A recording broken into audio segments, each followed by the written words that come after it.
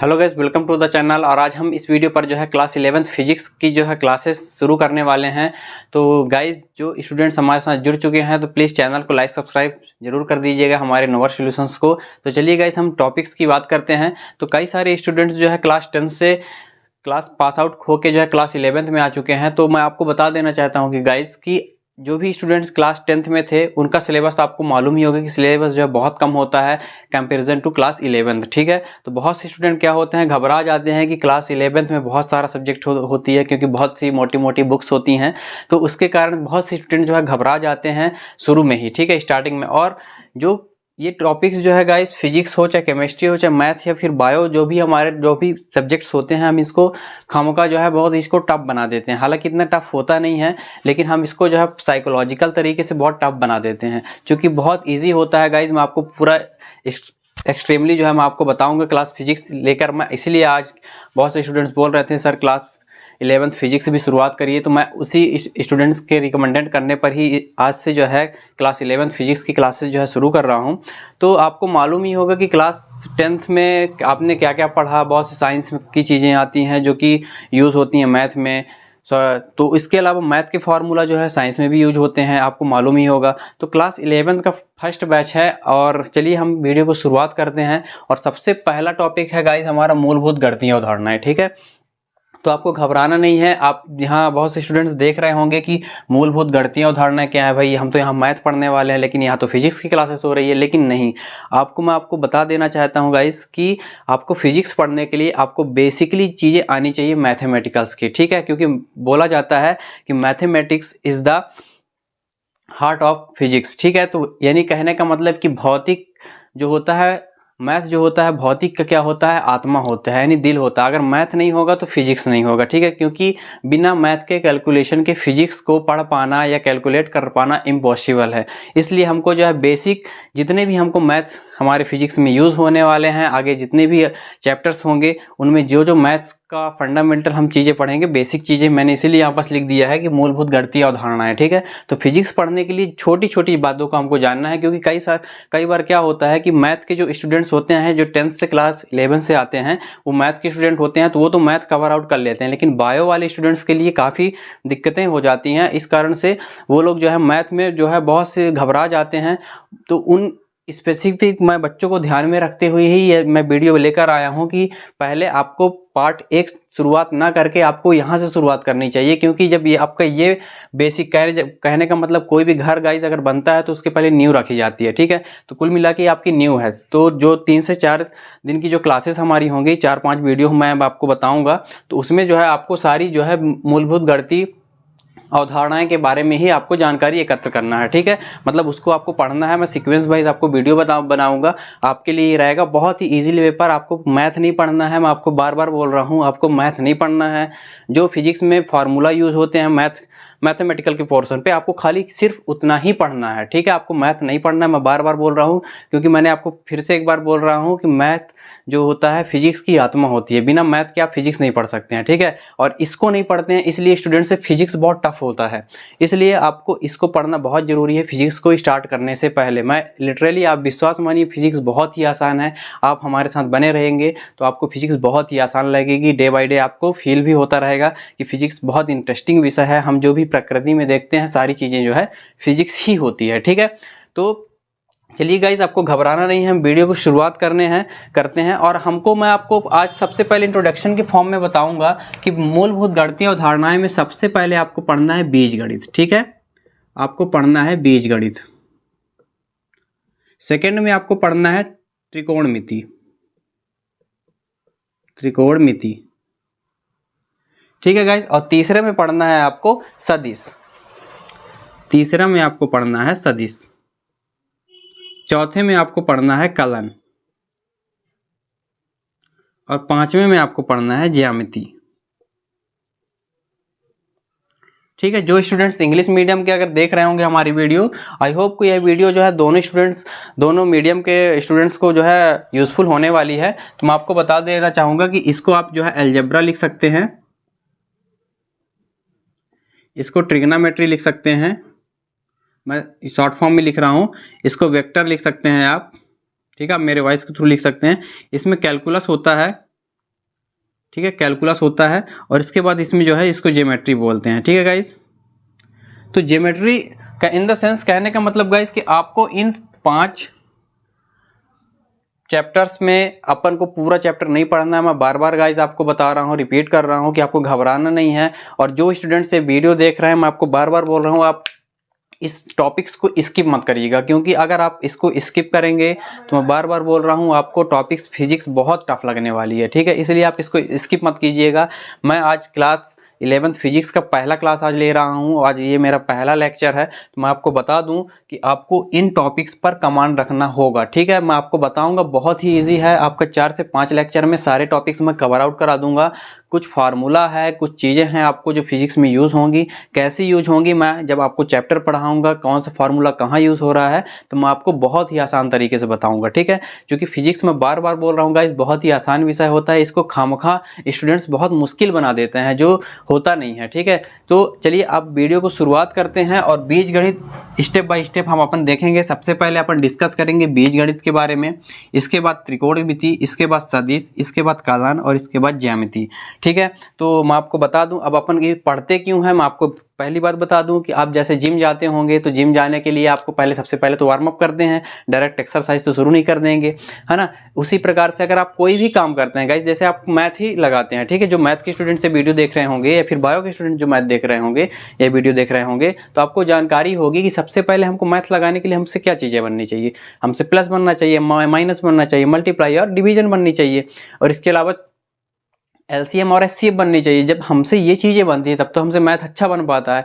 ठीक उसी प्रकार से फिजिक्स या भौतिक शास्त्र के लिए भी इम्पोर्टेंट हो जाता है कि हमारे लिए ये चैप्टर्स हमसे बनना चाहिए। ठीक है, हमको, मैं आपको बार बार बोल रहा हूँ, हमको इन चैप्टर्स में गहराई में बातें नहीं करनी है, गहराई में हमको नहीं पढ़ना है, क्योंकि हमको फिजिक्स के पॉइंट ऑफ व्यू से देखना है कि हमको मैथमेटिकल टूल्स जो है, जो बेसिक फंडामेंटल है, हमको कितना इंपॉर्टेंट है। ठीक है, तो हमको उसी बेसिस पर जो है सारे टॉपिक्स को कवर करना है। तो चलिए गाइस, सबसे पहला हम देखते हैं बीजगणित। ठीक है, तो चलिए हम अपने बीजगणित टॉपिक की तरफ बढ़ते हैं। तो गाइज आपके सामने जो ये रहा आपका बीजगणित के जितने सारे फार्मूला हैं। ठीक है, तो चलिए सबसे पहले 1 बाय 1 करके अपन जो है डिस्कस करेंगे सारे फार्मूला पर। और मैं आपको बता दूं गाइज कि आपको मालूम ही होगा, आप इसमें से कई सारे फार्मूला जो है आप जरूर पढ़े होंगे, बहुत से स्टूडेंट्स को याद भी होगा। ठीक है, तो जिन स्टूडेंट्स को याद है तो आप चाहें तो वीडियो को स्किप कर सकते हैं, अदरवाइज आप वीडियो को पॉज करके सारे फार्मूलाज को बिल्कुल आप अपने नोट्स में राइट डाउन करिए। ठीक है, क्योंकि ये फार्मूला जो है 11th के फिजिक्स में, मैथमेटिकल्स में, और इसके अलावा जो भी स्टूडेंट्स आईआईटी, नीट या फिर अदर कॉम्पिटिटिव एग्जाम की तैयारी या प्रिपरेशन या फिर उसमें जो है इंटरेक्ट होंगे, तो उसमें जो है बहुत ही यूजफुल होने वाला है इन फार्मूला का। ठीक है, तो चलिए गाइस हम अब इसमें 1 बाय 1 बात करते हैं। तो सबसे पहला फार्मूला है a प्लस बी का होल स्क्वायर का फार्मूला। आप तो ये मालूम ही होगा, a square plus 2ab plus b square. ठीक है, तो इस 1 3 4 5 6 7 8 एंड 9 एंड 10। ठीक है, तो इस प्रकार से आपका 10 यानी कि 10 फार्मूला हमने आपको इसमें बताया है, जो कि बीजगणित से संबंधित है, अलजेब्रा से संबंधित है। ठीक है, और सारे फार्मूला तो आप इसको, आई होप को बहुत से स्टूडेंट्स को याद भी होगा। और जैसे ये फार्मूला गाइस बहुत इंपॉर्टेंट है। ठीक है, ये फार्मूला जो है बहुत इंपॉर्टेंट है, कुछ नहीं किया है इसमें। देखिए आप, कई सारे फार्मूला तो ऐसे होते हैं गाइस कि उसी फार्मूला से 2-3 फार्मूले बन सकते हैं। ठीक है, जैसा कि आप देख सकते हैं a प्लस बी का whole square minus a minus b का होल स्क्वायर। इसमें ये टर्म और ये टर्म देखिए, और ये टर्म और ये टर्म देखिए, दोनों सेम है, बस यहाँ पास जो है माइनस और यहाँ पास प्लस, इसका डिफरेंस है। ठीक है, अगर माइनस होगा तो 4ab हो जाएगा, प्लस होगा तो 2 into a square plus b square, ये हो जाएगा। ठीक है, तो इस प्रकार से गाइज आपका जो है बीजगणित के जो है फार्मूला हमने जो है आपको इस टॉपिक्स में जो है कवर करा दिए हैं। इसके अलावा और भी कुछ फार्मूलाज होते हैं, चलिए उन फार्मूला को भी अपन देख लेते हैं। हमारे जो है नेक्स्ट जो है फार्मूला घातांक नियम से संबंधित है, जैसे कि आप देख सकते हैं स्क्रीन पर। तो सबसे पहला फार्मूला है x की पावर m इंटू एक्स की power n is equal to x की पावर m प्लस n। इसमें होता क्या है गाइस, जैसे कि आप देख सकते हैं।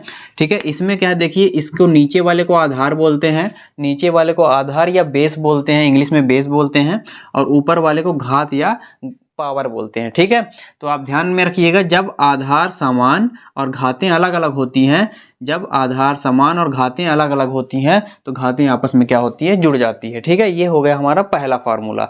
ठीक, इसके बाद सेकंड फार्मूला क्या है गाइस, जैसा कि आप देख सकते हैं कि जब आधार समान, ठीक है, जैसे कि आप देख सकते हैं इसका भी अंश का और नीचे वाले को क्या बोलते हैं, हर, ठीक है। तो अगर आधार समान है और घातें अलग अलग होती हैं और ये भाग में होता है तो इसमें क्या हो जाता है, आपस में घातें जो है आपस में घट जाती हैं एक दूसरे से, ठीक है। तीसरा क्या है, अगर x की पावर m है और पूरे के पावर n है तो इन दोनों घात का आपस में गुणा हो जाता है। क्या हो जाता है गाइस, गुणा हो जाता है। मैं बार बार बोल रहा हूँ गाइस कि आपको फिजिक्स बहुत ही आसान लगेगी, आप सीक्वेंस वाइज से वीडियो स्टेप बाय स्टेप देखिएगा और इस टॉपिक्स को बिल्कुल स्किप मत करिएगा, ठीक है, क्योंकि यही जो है आपके वेपन्स बनने वाले हैं, शस्त्र बनने वाले हैं फिजिक्स को पढ़ने के लिए, ठीक है। वो कहते हैं ना कि अगर एक कहावत आपने सुना होगा कि अगर आपके पास अगर 4 घंटे अगर आपको दिया जाए किसी से युद्ध करने के लिए, तो आपको 3 घंटे पहले तो आपको हथियार को उसकी धार को तेज करने में लगाना चाहिए, ठीक है, तो आप युद्ध में अच्छा परफॉर्मेंस कर पाए, ठीक है। तो आप ये सारी चीज़ें आप देख सकते हैं। अगर आप यही कहानी एक रिवर्स टाइप से अगर देख लें कि अगर पेड़ काटना है तो सबसे पहले आपको क्या करोगे, अगर 4 घंटे में अगर आपको किसी पेड़ को काटने के लिए बोला जाए तो आप क्या करेंगे, तो आप तो यही करेंगे ना। सबसे पहले बहुत से लोग तो क्या करेंगे, बस लग जाएंगे काटने के लिए, पता नहीं उसका धार भी तेज है कि नहीं। तो सबसे पहले 4 घंटे में आपको अगर आपको समय दिया गया तो आप 3 घंटे तो पहले उसका धार तेज करने में करिए अपने वेपन्स का, शस्त्र का, ठीक है, ताकि आप चौथे घंटे में बहुत ही ईजिली वे पर काट सकें उस पेड़ को। तो आपका ये था फंडा कि अगर आप इस मैथमेटिकल पोर्शन को अगर बहुत आसान तरीके से अगर आप समझेंगे और बहुत ही इसको सारी टॉपिक्स को कवर करते जाएंगे तो आपको फिजिक्स आसान लगने लगेगी, ठीक है। तो इसके अलावा ये वाला आपका भी हो गया। इसके बाद चौथा है गाइस, और चौथा जो है बहुत इंपॉर्टेंट है, ठीक है। इसका यूज जो है न्यूमेरिकल्स क्वेश्चन में बार बार देखने को मिलेंगे। अगर x की पावर 0 है तो उसकी वैल्यू क्या होती है, 1 होती है। यानी कि एग्जांपल मैं आपको यहाँ समझा दूँ थोड़ा सा। अगर 2 की पावर 0 है तो इसका वैल्यू क्या आएगा, 1। अगर 7 की पावर 0 है तो इसका मान आएगा 1। अगर 100 की पावर भी 0 है तो इसका मान आएगा 1। मतलब कि किसी भी संख्या की घात में अगर 0 लिखा हुआ है तो उसकी वैल्यू हमेशा 1 आती है, ठीक है।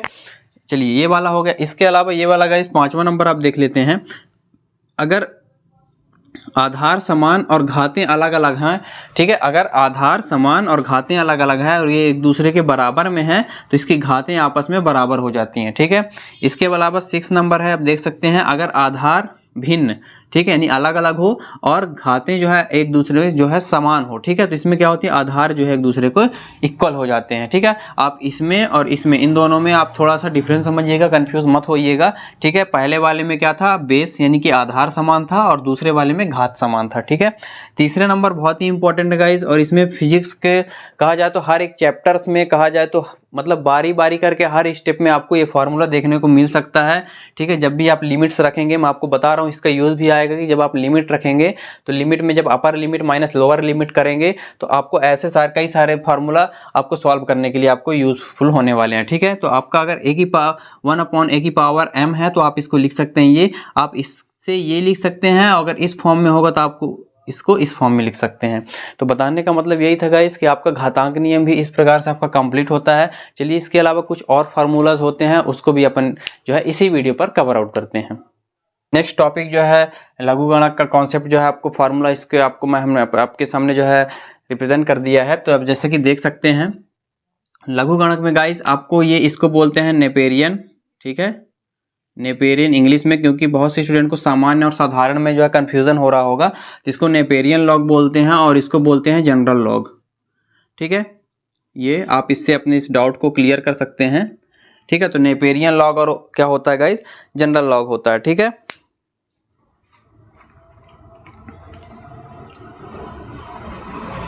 तो इस प्रकार से गाइस चलिए अब देख लेते हैं कि ये नेपेरियन लॉग और जनरल लॉग क्या होता है। तो बेसिकली क्या होता है गाइस कि अगर हमको दिया है log x, ठीक है, अगर आप ऐसे देख रहे हैं कि log x अपन को दे रहा है तो अपन इसको क्या बोलेंगे, नेपेरियन लॉग। क्या बोलते हैं गाइस, नेपेरियन लॉग, ठीक है। या इसी को इसमें दे देता है गाइस, या इसी को इस रूप में भी दे देता है, कभी बार log x लिखेगा और बेस में e लिखा होता है, ठीक है। तो अगर इस प्रकार का लॉग अगर आपको दिखाई दे रहा है तो आप क्या समझेंगे कि वहाँ पास सामान्य लघुगणक दिखाई दे रहा है या फिर वहाँ पास है, ठीक है। इसके अलावा साधारण लघुगणक क्या होता है, इसमें log x होता है और बेस में 10 है, फिर कोई भी संख्या लिखी होती है, बेसिकली जो है 10 ही संख्या होती है, ठीक है। तो इस प्रकार से आपका जो है लघुगणक का ये दो पार्ट में इसको डिवाइड करते हैं, लघुगणक को सामान्य और साधारण में। तो हमने एग्जांपल के रूप में दे दिया कि आपको इस फॉर्म में देखने को मिल सकते हैं और साधारण लघुगणक आपको इस फॉर्म में देखने को मिल सकते हैं। ठीक है, इसके अलावा कुछ फार्मूला है गाइज, जैसे कि आप देख सकते हैं स्क्रीन पर, और इसको गाइज आपको अपने नोट्स पे ही लिखना है। ठीक है, अगर आप इसको नोट्स में नहीं लिखेंगे, स्किप करेंगे, तो बाद के लिए आपको बर्डन पड़ जाएगा कि आपको ये सारी भी चीज़ें लिखनी है, क्योंकि एग्जाम टाइम पे क्या होता है, हम अपने नोट्स से सारी चीज़ें जो है एक बार रिकॉल करते हैं। आप वीडियो को बार बार तो देखेंगे नहीं, ठीक है, क्योंकि वीडियो देखेंगे कि आपका ज़्यादा टाइम लॉस होगा। ठीक है, क्यों? क्योंकि आप दोबारा वीडियो देखेंगे तो आपको मोबाइल भी लेना पड़ेगा, और उसके बाद एग्जाम टाइम पे मोबाइल भी यूज़, बहुत से स्टूडेंट्स को जो है मोबाइल भी जो है यूज़ करने के लिए परमिशन नहीं मिलती है घर से। तो आप जब भी आप वीडियो देखें तो अपने नोट्स ज़रूर बनाएं, और उस नोट्स को ज़रूर ये सारी चीज़ें एज इट इज़ लिखते जाएं। ठीक है, तो चलिए इसके बाद कुछ फार्मूला है गाइज, आप इस फार्मूला को आप देख सकते हैं। log m इंटू एन क्या होता है, तो log m इंटू एन होता है log m plus n. I hope को आप सारे 10th में ही ये सारे फार्मूला, बहुत से फार्मूला जो है आपने रिवाइज किए होंगे, आपने लर्न किया होगा, और बहुत से स्टूडेंट्स को तो याद भी हुआ होगा, लेकिन आप फिर भी एक बार रिकॉल कर लीजिए जिन स्टूडेंट्स को याद है, और जिनको नहीं है वो जो है अपना याद कर लीजिए। ठीक है, तो सेकेंड फार्मूला आपका ये है। थर्ड फार्मूला आप जैसे कि देख सकते हैं, आपको ये फार्मूला आपको ज़्यादा फिजिक्स में यूज़ होने को मिलेगा गाइज, और एक ये वाला और एक ये वाला। ठीक है, आपको ये तीन फार्मूला आपको बेसिकली ज़्यादा यूज़ करने का आपको मिलेगा। अब ऐसा नहीं है कि आपको जो है तीन फार्मूला यूज़ करने की मिलेगा, तीन को आपको याद ही नहीं करना है। ठीक है, तो आपको इन सारे फार्मूला के बारे में भी आपको लर्न करना है और स्टडी करना है। ठीक है, तो बेसिकली गाइज हमने जो है मैथमेटिकल पोर्शन में यही सारी चीज़ें जो है अपन को बता रहे हैं, ताकि आपको बिल्कुल भी टफ ना लगे। ठीक है, आपको मैथमेटिकल पोर्शन में मैथ सॉल्व बिल्कुल भी नहीं करना है। ठीक है, चलिए इसके बाद कुछ और बचता है लास्ट में, हम उसको देख लेते हैं। ठीक है, तो चलिए हम नेक्स्ट फार्मूला की तरफ बढ़ते हैं गाइज। आपके सामने जो है लास्ट फार्मूला, और इस लास्ट फार्मूला डिस्कस करने के बाद हम जो है जो भी टॉपिक हमने जो शुरुआत किया था बीजगणित का, अलजेब्रा का, वो टॉपिक जो है अपन जो है एंड करेंगे। और ठीक है, इसके बाद नेक्स्ट टॉपिक की बात करेंगे नेक्स्ट वीडियो पर। तो चलिए अब अपने लास्ट वीडियो को कवर आउट करते हैं। तो सबसे पहला गाइज इसमें जो है द्विपद प्रमेय। ठीक है, क्योंकि गाइज मैं जितने भी फार्मूला अभी तक इस वीडियो पे बता रहा हूँ वो बीजगणित या अलजेब्रा के अंतर्गत ही आपको पढ़ना है। ठीक है, आपको उसके अंतर्गत पढ़ना है, उसके अलावा बाहर से नहीं है कि ये कहाँ लघुगणक कहाँ से आ गया है, फिर घातांक नियम कहाँ से आ गया। आप उसको बीजगणित के अंदर ही समझिए कि हम एक टॉपिक पढ़ रहे हैं बीजगणित, और बीजगणित के अंदर ही सारे टॉपिक्स को कवर आउट करना है। ठीक है, ये चीज़ें आते हैं। तो चलिए आपको देखना है गाइज कि द्विपद प्रमेय आपको देखना पड़ेगा, बाइनोमियल थ्योरम की क्या होता है, क्योंकि यहाँ से भी फिजिक्स में बहुत यूज होते हैं। ठीक है, इन फार्मूला का यूज होते हैं, क्योंकि मैं कई बार स्टूडेंट्स को पढ़ाया भी हूँ गाइस, तो मेरे को पता है कि कौन से टॉपिक्स में, कौन से सब्जेक्ट में और कौन से चैप्टर पे जो है फार्मूला यूज होने वाले हैं। मैं उस एक्सपीरियंस के बेसिस पे ही आपको बोल रहा हूँ कि इन फार्मूला का यूज़ आता है, इसलिए मैं आपको पहले ही आपको इस basic mathematical portion of fundamental जो है गणित की मूल अवधारणा, मैं उसको आपको पहले बता रहा हूँ। ठीक है, तो चलिए हम इसको कवर आउट करते हैं। तो ये संचय का फार्मूला होता है गाइस, कॉम्बिनेशन जिसको बोलते हैं, और इसको क्या बोलते हैं गाइस, फैक्टोरियल बोलते हैं। क्या बोलते हैं? फैक्टोरियल। ठीक है, तो जो बायो के स्टूडेंट्स होंगे जिनको नहीं पता होगा वो जान लें कि इसको फैक्टोरियल बोलते हैं, मैथ्स के स्टूडेंट्स को उनको मालूम ही होगा। ठीक है, अब ये फार्मूला होता है guys NCR is equal to factorial n upon factorial n minus r into factorial r. तो इसको सॉल्व करने के बाद फैक्टोरियल n बचता है। ठीक है, क्योंकि मैं गाइज आपको पहले ही सारे टॉपिक्स इसलिए लिख देता हूँ ताकि मेरे लिखने में ज़्यादा टाइम वेस्ट ना हो और आपका भी ज़्यादा टाइम वेस्ट ना हो, इसलिए मैं पहले से सारी चीज़ें जो है राइट डाउन कर देता हूँ, उसके बाद एक्सप्लेन आपको करता हूँ। ठीक है, तो चलिए एक एग्जाम्पल देख लेते हैं कि संचय या फैक्टोरियल का आपका यूज़ कैसे करने वाले हैं। तो गाइज देखिए, जब भी आपको फैक्टोरियल 5 इस तरीके से, या फिर फैक्टोरियल 3 या फिर फैक्टोरियल 6 या फिर फैक्टोरियल 8, कुछ भी अगर कोई भी संख्या दिखता है, आप इसको कैसे सॉल्व आउट करना है। ठीक है, तो देखिए फैक्टोरियल के अंदर क्या है, संख्या है 5, और जब ये 5 से संख्या बाहर आती है, ठीक है, जैसे 5 हो गया, ठीक है, जब ये 5 को हम बाहर लेंगे तो हमारे पास क्या बचेगा गाइस, 5 माइनस 1। ठीक है, तो 5 माइनस 1 क्या हो जाएगा, 4। अब इस 4 को भी हम क्या करेंगे, बाहर लेंगे, तो जब 5 इंटू जब 4 हमने ले लिया तो क्या बचेगा, 4 माइनस 1। ठीक है, तो जब 4 माइनस 1 होगा तो क्या बचेगा गाइस, 5 इंटू 4, और ये बचेगा 3। ठीक है गाइस, अब इसके बाद हम 3 को भी हम बाहर लेंगे, 5 इंटू 4, और 3 को हम बाहर ले लिए तो बचेगा क्या अंदर, 3 माइनस 1, क्योंकि 3 हम बाहर ले रहे हैं। तो इसके बाद क्या बचेगा गाइस, हमारे पास 3 माइनस 1, तो हमारे पास क्या बचा, 5 इंटू 4 इंटू 3 फैक्टोरियल 2। मैं इसके बाद यहाँ पर सॉल्व कर रहा हूँ गाइस, लाइन क्रॉस करके, हो सकता है कि नीचे नहीं दिखेगा इस वजह से। तो चलिए 5 इंटू 4 इंटू 3, अब इंटू इसमें से 2 बाहर ले लेंगे तो क्या बचेगा हमारे पास, फैक्टोरियल 1। ठीक है, 2 - 1 करेंगे तो 1 बचेगा। इसके बाद क्या हो जाएगा गाइस, अब इस 1 को भी ले लेंगे तो 5 इंटू 4 इंटू 3 इंटू 2 इंटू 1। ठीक है, तो 1 - 1 कितना होगा गाइस, 0 बचेगा हमारे पास, फैक्टोरियल 0। और फैक्टोरियल 0 का मान होता है, चूंकि यहाँ पास जान लेना फैक्टोरियल 0 का मान होता है 1। याद रखना गाइस, ये बात बहुत इंपॉर्टेंट है कि फैक्टोरियल 0 का मान क्या होता है, 1 होता है। अब चलिए हम अपने नेक्स्ट फार्मूला की बात करते हैं, और नेक्स्ट फार्मूला भी बहुत इंपॉर्टेंट है गाइस, इसका यूज आपको बार बार देखने को मिलेगा। हमारा फार्मूला है 1 plus minus x plus x upon y पूरे के पावर प्लस माइनस एन। ये प्लस माइनस का मतलब क्या होगा गाइस, कि आपको क्वेश्चन में प्लस या माइनस कुछ भी दो में से एक ही देखने को मिलेगा। ठीक है, दो नहीं होंगे। ठीक है, मैंने यहाँ पर 2 सिंबल बना दिया है, दोनों की प्लस भी हो सकता है माइनस भी हो सकता है। ठीक है, प्रोबेबिलिटी की बात कर रहा हूँ कि या तो प्लस होगा या तो माइनस होगा। और क्वेश्चन में क्या होगा गाइस, आपको यहाँ पास हमेशा आपको 1 एक संख्या दी होगी वो एक ही होगा। ठीक है, और ऊपर क्या होगा, अंश जो होगा हर से क्या होना चाहिए, छोटा होना चाहिए। हमने यहाँ पर कंडीशन भी बता दिया है, यदि x जो है y से छोटा नहीं बहुत ज़्यादा छोटा होगा। ठीक है, तो उस कंडीशन में क्या होता है गाइस, उस कंडीशन में जो ये घात होती है n, ये यहाँ आके मल्टीप्लाई हो जाती है। जैसा कि आप स्क्रीन पर देख सकते हैं, यहाँ पास था तो n क्या हुआ, यहाँ पास आके मल्टीप्लाई हो सकता है। अब ये क्वेश्चन आपको देखने को कैसे मिलेगा गाइस, एग्जाम्पल मैं आपको बता रहा हूँ। जैसे आपको मिल जाएगा 1 प्लस माइनस, मान लो 1 यहाँ पास, चलो एक संख्या एक ही चिन्ह ले रहे हैं प्लस का, तो 1/100 की पावर मान लो हमने 5 ले लिया। ठीक है, तो इस कंडीशन में क्या होगा, हम इसको क्या करेंगे, हमने बताया कि इस n का मल्टीप्लाई कहाँ हो जाता है, यहाँ पे हो जाता है। और होना क्या चाहिए, हमारे पास कंडीशन भी जो है फुलफिल होनी चाहिए गाइस। ठीक है, जैसे कि आप देख सकते हैं x क्या होना चाहिए, छोटा होना चाहिए था। तो देखिए हर से छोटा है कि नहीं, एक है। तो इसके बाद हम क्या कर सकते हैं, ये इसका मल्टीप्लाई इसमें हो जाएगा तो ये 5/100 हो जाएगा। ठीक है, तो इस प्रकार से गाइस इस फार्मूला का भी बहुत यूज आपको देखने को मिलेगा आपको फिजिक्स में। तो इस प्रकार से गाइस हमारा जो है आज का बेसिक मैथमेटिकल फंडामेंटल जो भी हमारे ये सब्जेक्ट्स थे, यानी कि बीजगणित, तो वो हमारे कवर आउट होते हैं। और आज हम आपको बता दे रहे हैं, ओवरऑल की बात करें गाइस, हमने अभी आपको क्या क्या देख लिया हम आपको बता रहे हैं।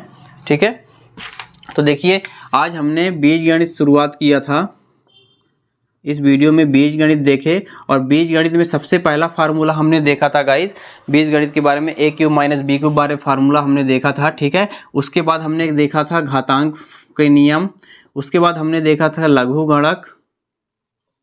लघुगणक का। ठीक है, उसके बाद हमने देख लिया द्विपद प्रमेय। ठीक है, इन सारे टॉपिक्स को हमने इस वीडियो में जो है गाइस कवर आउट किए हैं।